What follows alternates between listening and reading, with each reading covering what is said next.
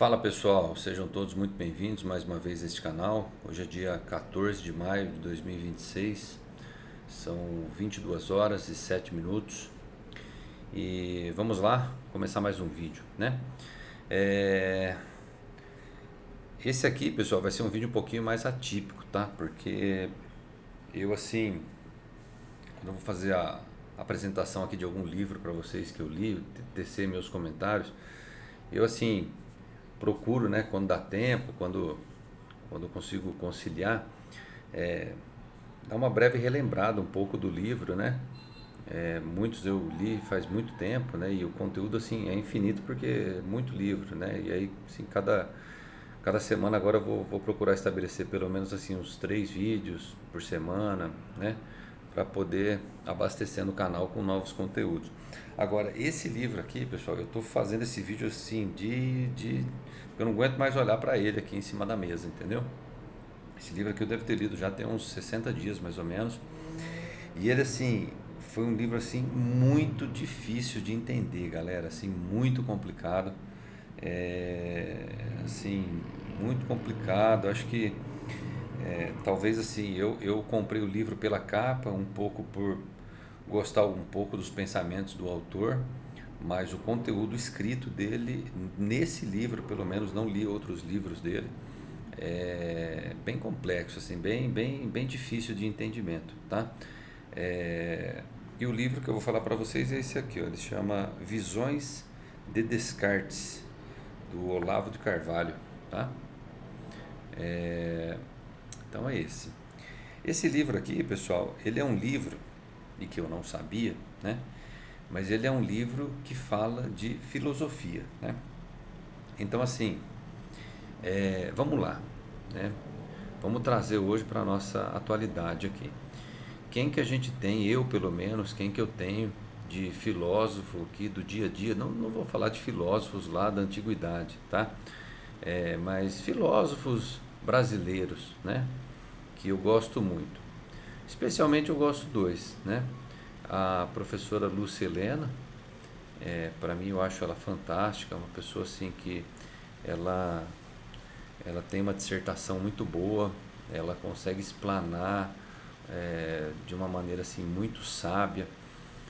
Com ela que eu aprendi muito dos conceitos do livro Caibalion, né, que também é um livro muito difícil de ser entendido. Ela tem uma série de vídeos no YouTube da Nova Acrópole, onde ela explica muito bem sobre o Caibalion, né? Então eu gosto muito dela. E um outro que para mim assim é fantástico, eu sou fãzaço dele, assim, gosto demais dele. Tem uma aula dele aí acho que é de 1900 e cara, acho que é de 1998 ou 2001, alguma coisa assim, um vídeo dele no YouTube. É uma palestra que ele dá e assim, vira e mexe eu assisto porque ela é uma preciosidade, é uma joia rara, que é o professor Clóvis de Barros Filho, né? Gosto muito dele, assim, gosto muito do jeitão dele, me identifico muito com ele. E aí, galera, assim, falando de filosofia, é, e aí assim, vou vestir a minha capa de humildade aqui. É, no meu ponto de vista, é um negócio assim muito profundo, tá? E dependendo do conteúdo que você vai absorver, é preciso ter um preparo prévio para falar, cara, eu vou ler sobre filosofia. Então, por exemplo, foram poucos livros que eu não consegui terminar de ler, poucos assim, raros assim, mas um especial eu não consegui, devido à complexidade que, que o contexto do livro é conduzido, tá? Que é o livro A República de Platão. Cara, dificílimo, porque assim, o livro em si, qual que é o conteúdo?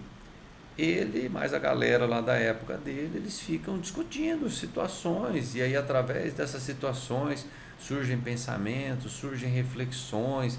Então, assim, é uma leitura que para os dias atuais e para o conteúdo de livro que eu absorvo, olha que eu leio, sou exótico para ler livros, vocês estão vendo ainda, eu leio desde romance até livro de finanças, passando por bruxaria, de tudo. Mas esse livro da A República lá de Platão, putz, é difícil pra caramba, galera, assim, é difícil. Cara, é uma discussão de sexo dos anjos ali infinita, né? Um livro de, sei lá, de umas 500 páginas. Eu não dei conta de ler. E esse aqui, galera, tipo assim, é mais ou menos essa pegada, entendeu? Tipo assim, é um rodeio de palavra, o cara fica falando o pensamento dele por um negócio que você fala, cara, mas para que esse cara perdeu tempo e escreveu um livro para falar sobre esse tipo de coisa, sabe? Você fica entrando nessa noia, aí você fala, cara, o errado não foi o cara que escreveu, o errado foi você ter comprado para ler, né? Então, assim, não espere muito, tá? Que eu vou trazer desse livro aqui, porque ele é complexo, entendeu? O cara, ele, assim, resumindo, ele vai pegar um pedaço de alguma coisa que o Descartes falou aqui, e aí ele vai tecer um entendimento, uma interpretação. Cara, é um papo de doido, entendeu? Resumindo, é um papo de doido que ou você estuda isso aqui, compra isso aqui para ler, por conta de, vou cair porque vai cair numa lista de prova do vestibular. Cara, senão não compra, velho. De alegre igual eu tava, não compra, caça outra coisa para ler, porque é difícil. Não tô desanimando vocês não, mas assim, tem coisa mais sei lá, mais objetiva para ler. Então vamos lá. Olavo de Carvalho, assim, vocês conhecem, né? Um pensador, eu não sei se ele se intitula filósofo, né? Não sei se ele se intitula filósofo, mas assim, um pensador aí dos nossos tempos, já até faleceu, né? Tem muita coisa boa que ele, que ele contribuiu para a humanidade, né? Um dos discípulos dele aí foi dois, né? Teve dois discípulos aí. Um, Renato Três Oitão, que é um discípulo dele, se eu não estou enganado, acho que o Renato morou um tempo com ele, sei lá, alguma coisa assim, num período aí que ele estava fazendo algum curso. E um outro que é o Dr. Ítalo Marcilli. Eu consumi muito conteúdo do Ítalo, gosto demais do Ítalo, do Renato também. O Renato fala umas besteiras aí, mas muito extremista, né? Ou é do jeito, ou não é, ele não consegue, sim, na visão dele, ele ou é uma coisa ou é outra, ele não tem o meio termo para encontrar o caminho do meio para as coisas. Mas assim, o Ítalo é um cara que eu admiro demais, gosto muito, e o Ítalo ele traz muito dos ensinamentos dele, da construção de pensamento dele, muito do que ele aprendeu com o professor Olavo de Carvalho, né? Tem muita coisa aí na internet, tanto do Ítalo, quanto do Renato, quanto do professor Olavo. Eu recomendo que vocês assistam vídeos, conteúdos, aí tem muita coisa de graça aí que vai contribuir com o desenvolvimento de todos nós. Então vamos lá. Como de sempre, eu marquei algumas coisas aqui interessantes para para servir de gatilho para explanar algum comentário, algum pensamento meu. Então aqui ele já fala. A filosofia, em suma, é uma forma simbólica, como a arte, a religião ou a ciência. O cara já fala. Vamos lá. Segundo ele, Meditações, que é um livro que o Descartes escreveu, é sem dúvida sua obra maior. Foi dela que surgiram, no essencial, as experiências a que me refiro. Então, muito do conteúdo desse livro ele extraiu do livro Meditações, do Descartes, que também foi um filósofo, se não estou enganado, francês. Ele, como é que é? Aquela frase famosa dele, né? Penso, logo existo, alguma coisa assim. E ele, assim, eu tenho um DVD que eu comprei, ganhei, não sei, tem muito tempo, cara, deve ter mais de 20 anos que eu guardo, carrego esse DVD para cima e para baixo. Mas uma coisa legal que eu vi nesse DVD que me marcou, que conta um pouco da história do Descartes, é que ele era assim, muito metódico, né? E o sistema cartesiano, ele ou foi o fundador ou um dos fundadores, mas basicamente assim, a linha de pensamento dele era o seguinte, tipo assim, ele não era um cara que ele aceitava os outros falar como que é tal coisa. Se ele enfiava um negócio na cabeça, ele ia tirar a prova ele, de como aquilo acontecia. Entendeu? E isso me marcou muito, porque eu acredito muito nessa dinâmica de você formar a tua opinião. Ao invés de você se prender pela opinião do outro, a gente que tem que fazer o nosso exercício, entendeu? A gente que tem que fazer o exercício de procurar esclarecer, de pesquisar, de ir atrás. E aí, através dessa pesquisa, dessa busca, você constrói a sua opinião sobre aquilo. Então, é uma opinião que é vinda de você, de dentro de você. E aí, essa história desse cara aqui, desse Descartes, me marcou muito sobre essa ótica aí. É, vamos lá, vamos ver aqui. Um diploma de dentista é respeitável, mas um de filósofo é grotesco. Como eu ia dizendo, o interesse que me moveu a ler Descartes não foi o desejo de conhecer a filosofia de Descartes, mas sim o de obter dela alguma ajuda para enfrentar três problemas que me pareciam importantes e que, em parte, mas só em parte, coincidiam com aqueles que ela suscitava. Primeiro, qual o caminho que leva ao conhecimento certo, adequado à ordem do ser? Já é uma pergunta. Então, tipo assim, você percebe que isso que eu não estou falando besteiras que eu falei logo há pouco aí dessa busca, né? Quais as certezas fundamentais, supondo-se que existam e sejam mais que uma, das quais todas as outras dependem? Quais as certezas que todas as outras dependem? Qual o critério da verdade e do erro? Né? Vocês entenderam, né? Ele foi atrás, é, não porque, tipo assim, ele paga pau para a filosofia do Descartes, mas sim, essas são perguntas que ele tinha dentro dele, e essa busca ele foi atrás dessa ajuda do que ele conseguiria interpretar da lógica de pensamento do Descartes, que formasse a opinião dele para responder essas próprias perguntas deles, esses próprios questionamentos deles, né? É, vamos ver, tem uma citação legal aqui daquele Viktor Frankl. Esse Viktor Frankl, eu não vou lembrar muito bem a história dele, não, mas eu acho que ele era um judeu, que ele foi capturado na época lá da Segunda Guerra Mundial, e, e ele foi parar naqueles campos de concentração lá em Auschwitz, acho que é assim que fala, e a história dele, posso falar besteira, tá, pessoal? Mas pelo que eu me lembro, foi mais ou menos assim. Ele conseguiu sobreviver ao campo de concentração onde ele estava lá, porque ele conseguiu sair de lá se misturando.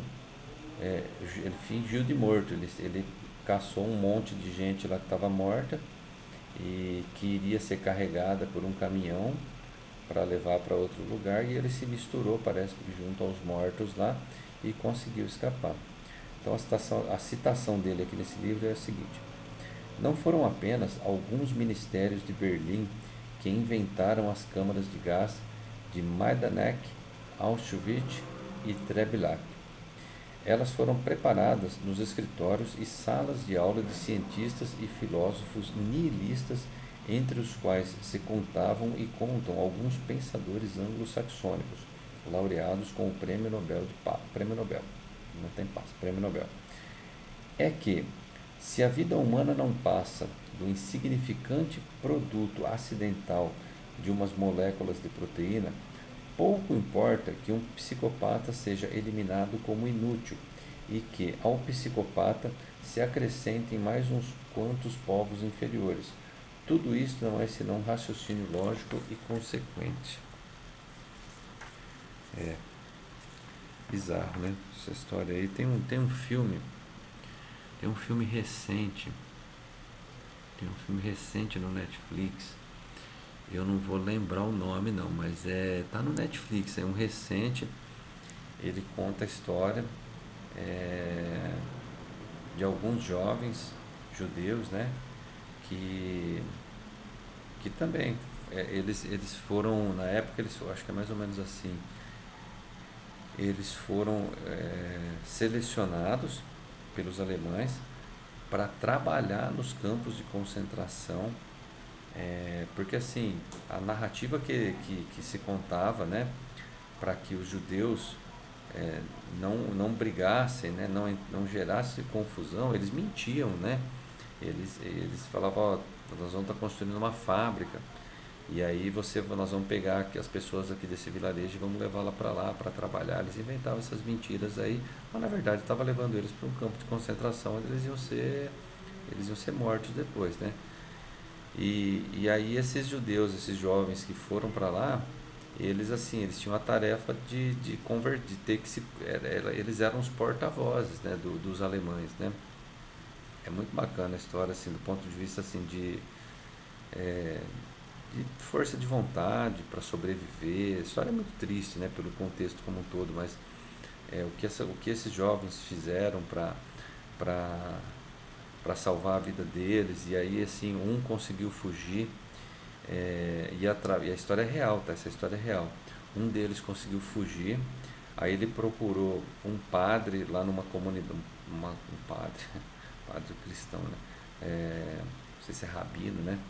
É, na comunidade deles lá, e foi contar a verdade para esse rabino. Falou: olha, é o seguinte, é mentira essa história que os alemães estão dizendo aí que está sendo construído fábrica lá para trabalhar. Isso daí é conversa fiada. Você tem que levar a informação para a comunidade judaica do mundo que o que eles estão fazendo aqui é assassinar os judeus. E aí, assim, através disso, esse padre custou acreditar que eles estavam falando a verdade. Ele achou que era uma mentira, né, que eles estavam inventando. E aí esse cara acreditou e fez uma carta, levou para a comunidade judaica mundial, e aí começou um movimento assim para procurar entender o que estava acontecendo na Alemanha da Segunda Guerra Mundial. Vamos lá. Ao menos uma vez na vida, diz ele, todo pretendente a filósofo tem de fazer tábua rasa do seu edifício de crenças, e como Descartes, reconstruir tudo desde o zero, a autoconsciência do eu presente. É, exatamente. Gente, assim, é uma coisa que eu aprendi estudando um pouco o taoísmo, que eu achei muito bonito.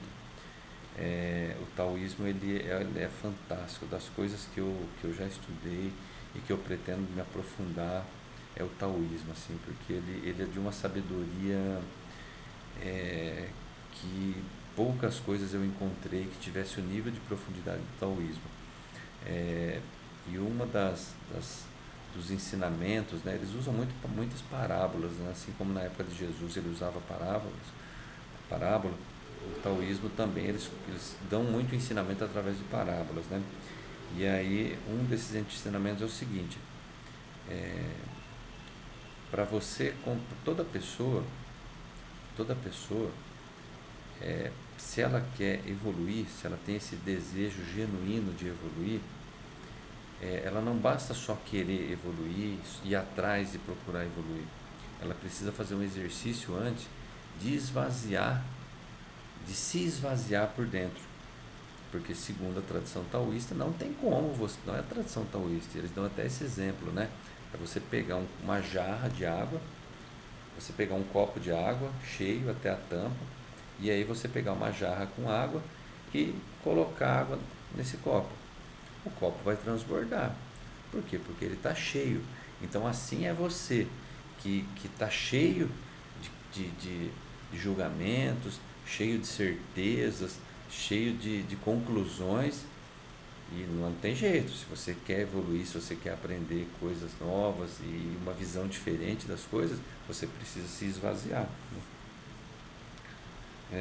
E é o que ele fala aqui também: pelo menos uma vez na vida você tem que colocar à prova as suas crenças, né? Vamos lá. A possibilidade da dúvida repousa inteiramente no nosso poder de conceber que as coisas sejam de outro modo que não aquele com que nos apresentam num dado momento. A dúvida assenta-se numa suposição, ela requer e subentende o poder de supor. Pouca gente tem nos dias de hoje, pouca gente tem essa humildade de espírito em reconhecer que não sabe tudo, em reconhecer que talvez a visão que ela está tendo sobre determinada coisa possa estar errada. A grande maioria das pessoas está cheia de certezas, né? Isso é na vida pessoal, isso é na vida profissional, principalmente, né? A gente vê isso muito em ambientes de trabalho, assim, o quão as pessoas vivem no mundo delas, assim, de certezas absolutas sobre determinadas coisas, e não aceitam, simplesmente assim, elas se colocam como donos da verdade, donos assim, que não, o outro não pode estar certo, aquela colocação que ele está fazendo. Não existe a mínima possibilidade de eu estar errado, né? E é uma vida de sofrimento, né, pessoal? Porque seja por bem ou mal, ela vai aprender, né? A vida tem, como eu digo aqui, a vida, o universo, a espiritualidade, eles têm toda a paciência do mundo para te mostrar que o que você tá, que essas suas crenças aí, uma hora ou outra você vai ter que dobrar o seu joelho e admitir que talvez você não tivesse certo. E na maioria das vezes a gente não está certo. A gente tem que ter essa humildade. A humildade, o Richard Rittenban, que é um economista aí famoso, morreu recentemente, ele falava um negócio que era muito bonito, né? Você tem que ter humildade perante a incerteza, né? Acho muito bonita essa frase que ele falava. Então vamos lá. O que mais tem aqui? Esse livro do cara aqui. Ainda que seja incompleto no seu conteúdo e ainda que não se realize plenamente, o estado de dúvida é um fato da experiência humana. Exatamente. Vocês veem que assim, o próprio Descartes, no discurso do método, diz que quando estamos diante de uma questão muito grande e complexa, o melhor a fazer é subdividi-la em questões mais simples. Esses caras têm umas sacadas assim muito boas, né, para fazer a gente repensar nas coisas, né, na forma como é a vida. Nos privamos de algo por medo de fracassar ou por medo de perder coisas que nunca tivemos. Vou ler de novo, tá? Nos privamos de algo por medo de fracassar ou por medo de perder coisas que nunca tivemos. Isso é um dilema, né, cara? Tipo assim, a gente como ser humano, a gente é resistente, a gente é apegado, né? A gente é apegado a situações, a gente é apegado a histórias que a gente conta na nossa cabeça. Eu estou falando da gente, talvez a gente é muita gente, né? Eu vou falar por mim, eu sou apegado, é da minha natureza o apego, assim, eu construo na minha cabeça alguns pensamentos assim que vão criando dificuldades para eu desapegar de certas situações, de certas pessoas, de certos lugares, de certas é, e, e, e aí assim essa busca que eu tenho comigo é para que eu possa assim me tornar mais leve, entendeu? Me tornar mais leve do ponto de vista assim de deixar fluir, fluir aquilo que dá certo, entendeu? Olhar mais para o que pode fluir e dar certo e não ficar se prendendo e apegado às coisas que não deram certo. Porque pela lógica do universo, tudo que é para ser, ele flui. Seja com relacionamentos, seja com trabalho, seja com negócios, seja com qualquer coisa. Entendeu? É um movimento natural da vida, o fluir. Se está fluindo, é porque você está no caminho certo. Agora, se você está tendo que fazer um esforço, uma batalha, aquela coisa truncada para fazer fluir, a própria palavra já diz, você está querendo fazer fluir. E a vida está te mostrando que não é para fluir. Porque não é ali que vai fluir, é outro lugar que vai fluir. É muito doido, cara. E a gente, assim, toda escolha tem uma renúncia, né? Um filme muito legal que retrata isso daí. Não sei se vocês já assistiram, mas eu recomendo. Muito legal. Se não assistiu, assiste de novo com essa linha de pensamento, que é o Efeito Borboleta, acho que 2. Acho que é o Efeito Borboleta 2. É bizarro, assim o quão evidente fica que cada escolha que a gente toma, você vai viver uma vida, entendeu? E o conflito do personagem lá é porque ele não consegue escolher numa vida. Ele quer escolher uma, só que essa daqui vai ter determinadas consequências.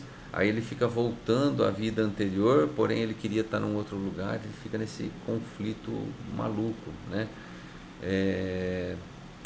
Sei lá, cara, eu acho que assim, o que eu tenho aprendido é um negócio assim que por mais que seja difícil deixar com que aconteça, mas talvez seja um dos grandes trunfos aí da nossa vida, né? É a gente confiar no poder do universo, a gente confiar no poder da vida, a gente entregar realmente. Chega um ponto da nossa caminhada que que essa sua que essa nossa briga assim por ficar sustentando determinadas coisas, situações, pessoas, chega um ponto que não dá, cara, que você que aquilo ali está te consumindo, você está perdendo vida por bancar aquele rolê ali que você está insistindo, que o ego está insistindo, né? O ego, o apego. E, e a própria Bíblia fala isso, né? Quando ela diz lá, eu acho que no Evangelho de Mateus, que Jesus fala assim, mas para pensar, né? Os pássaros, olha, quando ele dá esse exemplo dos pássaros, né? Que ele diz o seguinte, puxa, mas imagina o seguinte, se o meu pai ele cuida dos pássaros, afinal os pássaros eles não ficam guardando comida, entendeu? É, Na visão de Jesus, o pai ele provê o alimento para o pássaro, né? E aí ele fala, puxa, mas para pensar, se meu pai ele cuida e dá toda essa atenção aos pássaros, aos seres, né? Por que ele não daria para você? Por que você acha que ele não está te amparando? Por que você acha que ele ia deixar você se lascar, passar fome, necessidade? Entendeu? Por que você acha? A gente precisa aprender a confiar nesse movimento, né, da espiritualidade e aí assim, é, ter a sabedoria de soltar, de aceitar, né, e várias coisas, né, e uma delas, né, fundamental nesse processo aí é ter o entendimento é, é, da diferença, né, do tempo de Cronos e de Kairos, o tempo de Deus e o nosso tempo.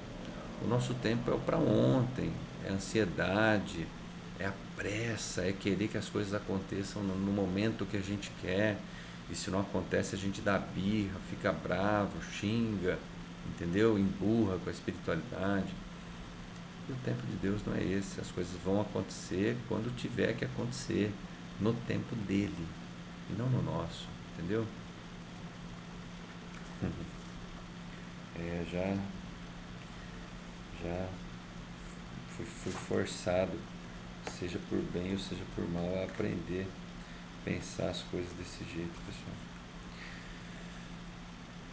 Vamos lá, desde logo, Freud nota que certos sonhos são transparentes, já revelam imediatamente o seu significado. Ele os chama de sonhos que vêm do alto. Do alto. Do alto não quer dizer que sejam revelações divinas, mas que vêm dos andares superiores da inteligência.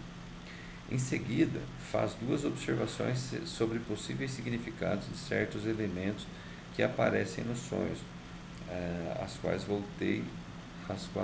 voltarei daqui a pouco. A interpretação dos sonhos é um negócio muito. Hoje está banalizado, né, pessoal? Tipo assim, hoje está banalizado, né? Hoje, e se eu me incluo nisso, né? Às vezes assim, a gente sonha com determinada coisa, determinado animal, determinada situação, aí você acorda no outro dia e vai lá e bota no chat GPT, bota no Google o que é sonhar com cobra, sonhar com leão, entendeu? E aí vem uma coisa ali. Só que, por exemplo, eu vou trazer esse livro depois para vocês. Eu li um livro do Jung que ele fala sobre os sonhos. E ele foi um dos caras assim que mergulhou nesse rolê aí de interpretação dos sonhos, né? E ele fala ali no livro que ele passou 10 anos anotando os sonhos dele. 10 anos. Ele foi fazendo anotações e assim, nesses 10 anos ele foi conectando uma coisa com a outra, né? Por que ele falou isso, né? E por que eu estou falando isso para vocês? Porque é um negócio muito profundo, pessoal, não é, né? Olha só, vou compartilhar aqui com vocês. Esse aqui é um caderninho que eu anoto as coisas mais importantes aqui. Eu comecei a anotar os sonhos, né? Olha só que doideira. Eu comecei a anotar, aqui está o primeiro que eu anotei. 19/6/2023. Não sei se vai dar para ver aqui. Tá ruim de eu mirar na câmera, tá lá. 19/6/2023. Cara, muito doido, bicho. Muito doido, assim. Já sonhei assim. Aqui tem sonho, galera, que eu sonhei com um amigo meu, o Alex Cambeiro, que inclusive já até faleceu. Eu sonhei com ele. é, Logo na sequência ele teve um acidente de carro. Ele teve um acidente, não foi um acidente, foi um acidente, ele estava dirigindo o carro e aí aconteceu, né? Voou do caminhão da frente, um parafuso, acertou a cabeça dele. E aí depois, olha só, né? A gente não morava na mesma cidade. No final do ano eu tinha marcado para ir lá na cidade da minha mãe, que eu ia visitar ele, né?